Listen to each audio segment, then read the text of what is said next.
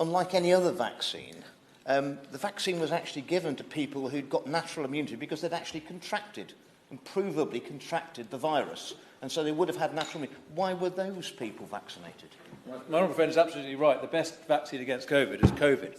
And many people were indeed naturally immune. And I think there are questions to be asked about the effects of vaccination on the immune system.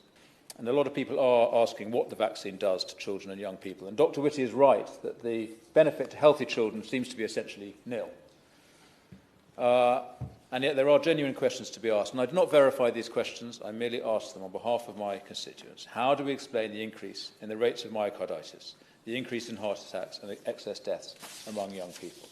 And indeed, in the general population, it is plausible, not definitive, but plausible, that the vaccine is responsible for more harms than we know about. And I mentioned in my intervention earlier that we know from the yellow card scheme that up to 1 in 200 people vaccinated report an adverse reaction. And that is in itself bad enough. But we also know that yellow card reports, the adverse effects are significantly underreported through the yellow card scheme. Based on the MHRA's own research, there may be as many as 10 times more serious adverse reactions, serious ones, not just anyone's. There may be 10 times more serious adverse reactions than the yellow card system shows. Does he agree with me that it's not?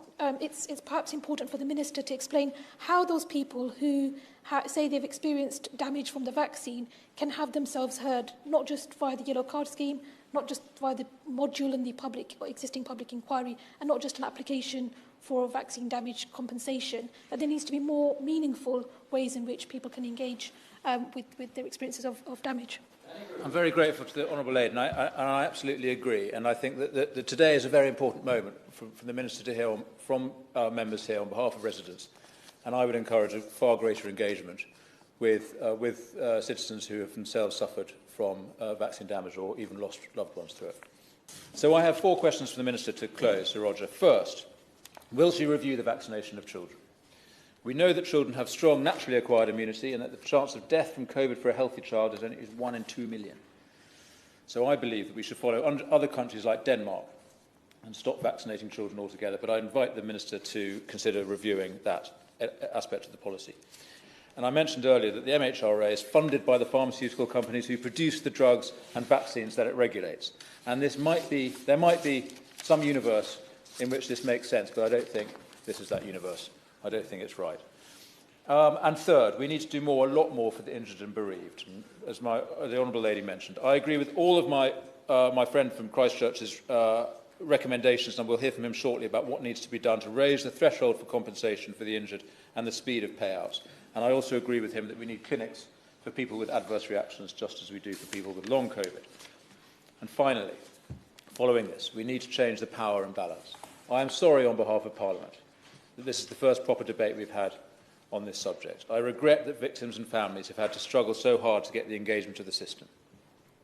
I hope the Minister will agree to meet with some of the people who are here today and other representatives of families affected by the vaccines for a proper exchange of information and ideas. And I hope that she will request that Dame June Rain of the MHRA meets with them as well, rather than, I'm afraid to say, ignoring letters for months. And I want to hope that end by hoping that with the new government that takes over this week, the current Minister herself has only just been recently appointed, will stay in post, and that we can start a new chapter in the story of COVID. No more remote power telling people what to do. Let's put truth and justice back into our public life and restore trust in the experts we rely on. Thank you, Sir Roger. According to the CDC and FDA, this COVID-19 vaccine is extremely safe and effective. And if you find any contradiction in this video, you have to always trust CDC and FDA 100%. Just like this beautiful and majestic, the Emperor's New Clothes. It is 100% safe and effective.